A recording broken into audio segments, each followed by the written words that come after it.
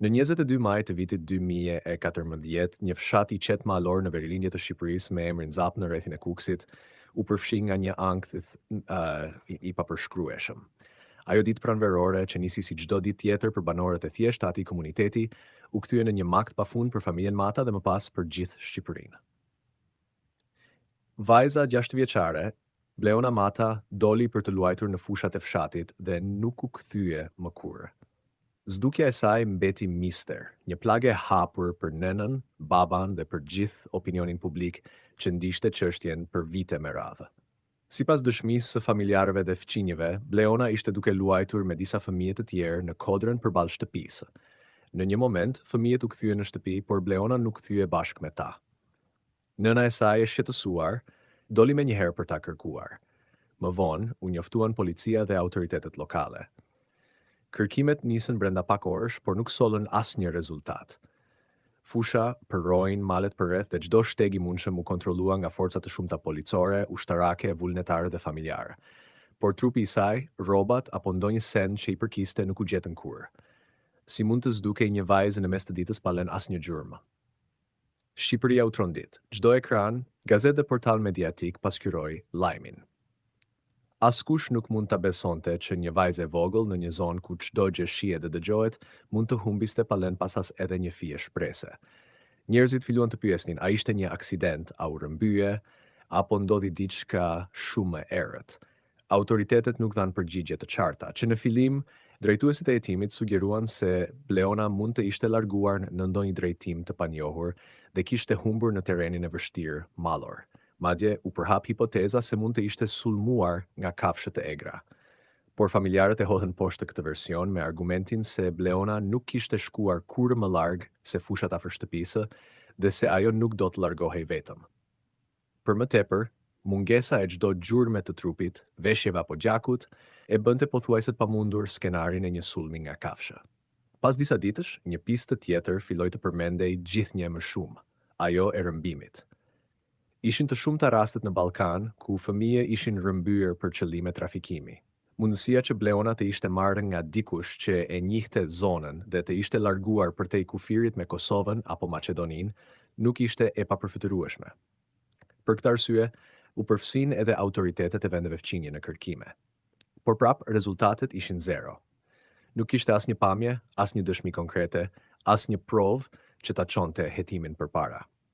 Vitet kaluan, por nëna e Bleonës, një grua e thjeshtë, nuk pushoi se kërkuari të bien.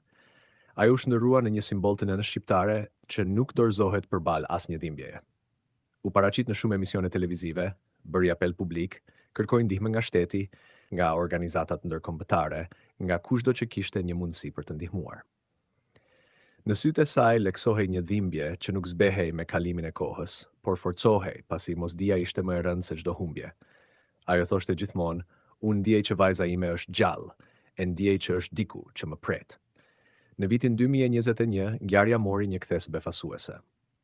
Një qytetare shqiptare që jetonte në Gjermani u paraqit në një emision investigativ dhe deklaroi se kishte parë një vajzë që i ngjante shumë Bleonës.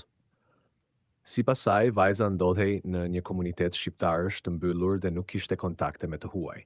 Ajo përshkroi vajzën me detaje të ngjashme me ato të Bleonës. Lajmi bëri e honë. Nëna e Bleonës u nis menjëherë drejt Gjermanisë, shoqëruar nga media dhe me shpresën se pas kaq shumë vitesh do të përqafonte vajzën e saj. U bën një analizë e ADN-së dhe gjithë Shqipëria priste me frymë të mbajtur rezultatin. Por zhgëngjimi ishte i thellë. Analiza rezultoi negative. Vajza që ishte parë nuk ishte Bleona.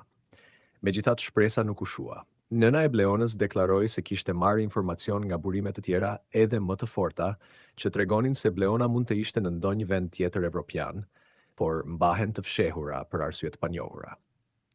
Ajo vazhdoi të shprehej e bindur se një ditë e vërteta do të dalë dhe vajza e saj do të kthehet. Në rrjetet sociale dhe forume të ndryshme, njerëzit ngritën teori të shumta. Një pjesë beson se Bleona është vrarë në ditën e zhdukjes dhe trupi i saj është fshehur me kujdes. Ka edhe nga ata që mendojnë se ajo është rrëmbyer nga ndonjë person që e njihte, ndoshta për qëllime të errëta, dhe është mbajtur në izolim për vite me radhë. Ka gjithashtu edhe nga ata që besojnë në skenare më të errëta, përfshirë rrjete të trafikimit ndërkombëtar që veprojnë në heshtje dhe me ndihmën e rrjeteve të fuqishme. Por asnjëra nga këto teori nuk ka prova konkrete. Ekspertët e kriminologjisë dhe hetuesisë thonë se rasti i Bleon Amatës është një nga më të çuditshmit në historinë e Shqipërisë. Që në orët e para, nuk u ruajt vendngjarja siç duhej, nuk u bën kontrollet e menjëhershme në të gjitha banesat e fshatit, nuk u ndaluan njerëzit që dilnin nga zona. Një gabim hetimor që mund të ketë kushtuar shumë. Si pasojë, çdo ditë që kalonte, mundësia për të zbuluar të vërtetën zvogëllohej. Çfarë ndodhi realisht me Bleon Amatën? Pse askush nuk e pa, nuk e dëgjoi? Si ka mundësi që një fëmijë të zduket në një fshat kaq të vogël, ku çdo njeri di gjithka për tjetrin, dhe të mos lër pas asgjë? Këto janë pyetje që qëndrojnë ende sot pa përgjigje. Nëna e Bleonës nuk e humbi kur besimin. Ajo thot se ndjen çdo ditë pranin e vajzës, se shikon ëndra, se ndjen që është gjallë. Për të, çdo ditë është një pritje. Ajo nuk ka ngritur varë për Bleonën, nuk ka vendosur fotografi me qiri, sepse nuk e pranon humbjen. Në shtëpinë e saj, dhoma e Bleonës qëndron ende siç ka qenë, me lodrat e saj, me rrobat e saj, me shpresën se një ditë ajo do të kthehet. Rasti i Bleon Amatës është kthyer në një simbol të dështimit institucional në Shqipëri. Është një dëshmi se si mungesa e reagimit të shpejtë, mungesa e teknologjisë, e bashkëpunimit ndërkombëtar dhe ndonjëherë edhe e vullnetit mund të çojë në një tragjedi që nuk mbyllet kurrë. Në vendet perëndimore, raste të tilla do të mobilizonin gjithë shtetin. Në Shqipëri, një fëmijë mund të zduket dhe pas pak muajsh gjithçka heshtet. Por njerëzit nuk kanë harruar. Çdo përvjetor, historia e Bleonës ringjallet. Mediat rikujtojnë rastin. Fëmijët e moshës së saj tani janë të rritur, por historia e saj mbetet e freskët. Ajo është kthyer në një zë të heshtur që kërkon drejtësi. Dhe pavarësisht nëse është gjallë apo jo, ajo meriton që e vërteta të dalë në dritë. Deri atëherë, emri Bleon Amatës do të qëndrojë në kujtesën e shqiptarëve si një plagë që nuk mbyllet. Një histori që na mëson se siguria e fëmijëve nuk duhet marrë kurrë për të mirëqenë, dhe se çdo zhdukje kërkon hetim të thellë, serioz dhe të pandallshëm.